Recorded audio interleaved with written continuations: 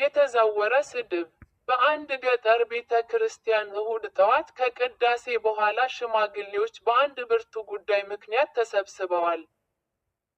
ጉዳዩም ከተግባር ይልቅ ወሬ የሚቀናው፣ ክርስትናን በማስመሰል ሕይወት የሚኖር አንድ የምግባር ድሃ ሰው፣ የተጣላን በማስታረቅ የተቸገረን በመርዳት በአጠቃላይ በጥሩ ጠባያቸውና ምግባራቸው የተከበሩትንና የምግባር ሀብታምና ተወዳጅ የሆኑትን የአገሩን ሽማግሌ ሰው አንተ አስመሳይ ብሎ በመሳደቡ ነበር። ታዲያ ከእነዚያ ለሽምግልና ከተሰየሙት ሽማግሌዎች የአንዱ ቤተሰብ ቁርስ አዘጋጅተውና ቡና አፍልተው ሲጠብቁት ሳለ ከተለመደው ሰዓት ውጪ ስለዘገየባቸው የቤቱን ታናሽ ብላቴና ይልኩበታል።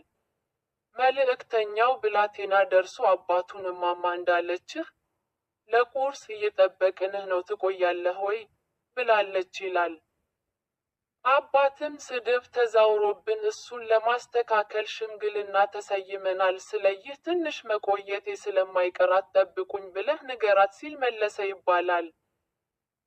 አንድ ለእናቱ በሆነው በአዲስ አበባው የከተማ አውቶቡስ ተሳፍራችሁ ስትጓዙ አንድ የኪስ ቀበኛ እጁን እንደ ራሱ ኪሳችሁ ሲዶለው ድንገት ብታዩት ሌባው ራሱ ከእናንተ ቀድሞ ሌባ ሌባ የላችሁና በጥፊ ሲያልሳችሁ ወዲያው አንድ አውቶቡስ ሙሉ ተሳፋሪ ሳያጣራና ሳያረጋግጥ በሰማው ብቻ ሌባ ሌባ በለው በለው እያለ የዱላ ናዳውን ያወርድባችኋል። ይሄ እንግዲህ የተዛወረ ወንጀል ነው። አንዳንዴ በዚህች ምድር ሐሰተኛውና አጭበርባሪው ሲሾምና ሲሸለም፣ እውነተኛውና ታታሪው ሲንቋሸሽና ሲናቅ ማየት የተለመደ ነው። ዛሬም አንዳንዶች ይባስ ብለው የድሮዋ ኦርቶዶክስ ቤተ ክርስቲያን ትክክለኛ ነበረች፣ አሁን ያለችው ግን ብዙ ነገሯ ተቀይሯልና መታደስ አለባት እያሉ የአዞ እንባ ማንባታቸውና የአዛኝ ቅቤ አምጓች ጩኸታቸውን መጮህ ከጀመሩ ቆይተዋል። መታደስ የሚገባው የእነርሱ በክህደት የጠለሸ አስተሳሰብ ሆኖ ሳለ ቤተ ክርስቲያንን እናድሳለን ማለት ደግሞ ሌላው የተዛወረ ስድብ ነው።